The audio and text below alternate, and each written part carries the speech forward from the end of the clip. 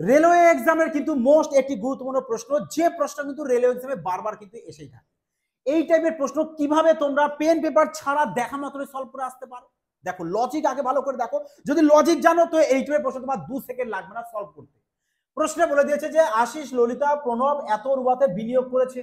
বিনিয়োগ করেছে আর চেয়েছে কি, বলেছে ললিতা কত টাকা বিনিয়োগ করেছিলেন। কিন্তু ললিতা যে কত টাকা বিনিয়োগ করেছে সেটা আমাদের এখানে রয়েছে, কিন্তু কত অনুপাতে দিয়েছে, বলবে 9 অনুপাতে দিয়েছে ললিতা। তাহলে ললিতা যত টাকা বিনিয়োগ করেছে কেন সেটা আমাদের 9 এর মাল্টিপ্লাই থাকতে হবে, মানে 9 দিয়ে ডিভাইড যেতে হবে। তাহলে তুমি ডাইরেক্ট অপশন চেক করতে পারো কোনটা 9 দিয়ে ভাগ যাবে, চেক করো। 5 আর 4 9, 4 আর 5 9, ব্যাস 9 দিয়ে ভাগ দিয়েছে, তার মানে অপশন এ কারেক্ট আনসার। এভাবেই না কিছু প্রশ্ন থাকে রেলওয়ে এক্সামে, দেখতে তো মহা কঠিন কিন্তু সলভ করতে জাস্ট 2 সেকেন্ড লাগে।